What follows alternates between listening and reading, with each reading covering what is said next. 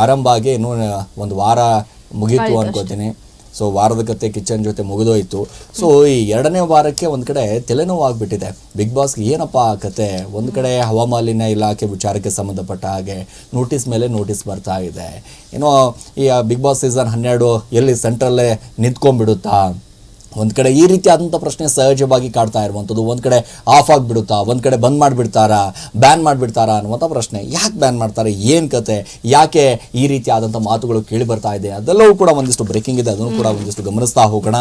ಕನ್ನಡದ ಬಿಗ್ ಶೋಗೆ 2 ಸಂಕಷ್ಟಗಳು ಎದುರಾಗ್ಬಿಟ್ಟಿದೆ.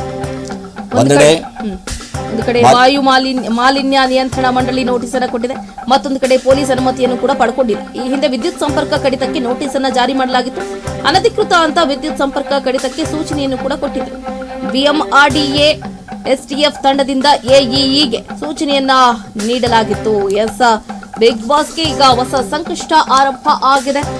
ಒಂದು ಕಡೆ ಮಾಲಿನ್ಯ ನಿಯಂತ್ರಣ ಮಂಡಳಿ ನೋಟಿಸ್ ಅನ್ನ ಕೊಟ್ಟಿದೆ, ಮತ್ತೊಂದು ಕಡೆ ಪೊಲೀಸ್ ಅನುಮತಿಯನ್ನು ಕೂಡ ಪಡ್ಕೊಂಡಿಲ್ಲ ಅನ್ನುವಂತಹ ಮಾತುಗಳು ಕೇಳಿ ಬರ್ತಾ ಇದೆ. ಏನೇ ಆಗಿರ್ಬೋದು, ಈಗ ಬಿಗ್ ಬಾಸ್ ಸೀಸನ್ 12 ಒಂದು ಕಡೆ ಸಂಕಷ್ಟದ ಸ್ಥಿತಿಯಲ್ಲಿ ಇದೆಯಾ ಅನ್ನೋದೇ ಗೊತ್ತಾಗ್ತಿಲ್ಲ. ಯಾಕಂದ್ರೆ ದಿನಕ್ಕೆ 2.5 ಲಕ್ಷ ಲೀಟರ್ನಷ್ಟು ನೀರನ್ನ ವ್ಯಯ ಮಾಡ್ತಿದ್ದಾರಂತೆ. ಆ ನೀರು ಅಂದ್ರೆ ಪರಿಶುದ್ಧವಾಗಿ ಅಂದ್ರೆ ಲೈಕ್ ಯೂಸ್ ಮಾಡಿರೋದನ್ನ ನೀಟಾಗಿ ಬಿಡಬೇಕು. ಬಟ್ ಆ ನೀರಿಂದ ಸಾಕಷ್ಟು ರೋಗ ರುಜಿನಗಳು ಕೂಡ ಬರ್ತಾ ಇದೆಯಂತೆ. ಸುತ್ತಮುತ್ತಲೂ ಇರುವಂತಹ ಕೆರೆಗಳಾಗಿರ್ಬೋದು ಅದಕ್ಕೆ ಹೋಗುತ್ತೆ.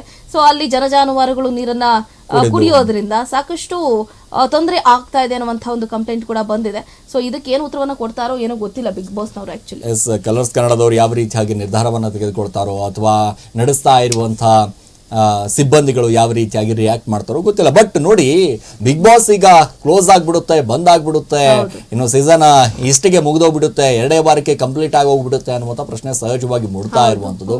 ಬಟ್ ಟ್ವಿಸ್ಟ್ ಮೇಲೆ ಟ್ವಿಸ್ಟ್ ಕೊಡ್ತಾ ಇರುವಂಥದ್ದು ಏನಪ್ಪಾ ಅಂತಂದ್ರೆ, ಬಿಗ್ ಬಾಸ್ ಆರಂಭ ಆದಾಗಿಂದವೂ ಕೂಡ ಈ ರೀತಿ ಆದಂಥ ಒಂದಿಷ್ಟು ಮಾತುಗಳು ಸಹಜವಾಗಿ ಕೇಳಿ ಬರ್ತಾ ಇರುತ್ತೆ. ಯಾವಾಗ ಬಿಗ್ ಬಾಸ್ ಆರಂಭ ಆದಂಥ ಸಂದರ್ಭದಲ್ಲಿ ಒಂದಿಷ್ಟು ಪ್ರಶ್ನೆಗಳು ಹುಟ್ಟುತ್ತಾ ಇರುತ್ತೆ. ಏನಪ್ಪಾ ಬಿಗ್ ಬಾಸ್ಗೆ ಯಾವುದೇ ರೀತಿ ಆದಂಥ ಕಂಟಕ ಶುರು ಆಗಿಲ್ವಾ, ಏನ್ ಕತೆ. ಯಾಕಂದ್ರೆ ಇವತ್ತು ಈ ಬೇರೆ ಮೈಸೂರು ದಸರಾ ರೀತಿ ಆದಂಥ ಒಂದಿಷ್ಟು ಥೀಮನ್ನ ಇಟ್ಕೊಂಡು ಒಂದ್ ಕಡೆ ಅರಮನೆ ರೀತಿಯಾಗಿ ಒಂದಿಷ್ಟು ಮನೆಯನ್ನ ರೆಡಿ ಮಾಡಿಕೊಂಡು ಬಿಗ್ ಬಜೆಟ್ ಅಲ್ಲಿ ಮಾಡ್ಕೊಂಡ್ಬಿಟ್ಟಿರ್ತಾರೆ. ಬಟ್ ಅಲ್ಲಿರುವಂಥ ಪರಿಸ್ಥಿತಿಯು ಕೂಡ ಅರ್ಥ ಮಾಡ್ಕೊಳ್ಬೇಕು, ಯಾವ ರೀತಿಯಾಗಿ ನಿಭಾಯಿಸಬೇಕು, ಏನ್ ಕತೆ.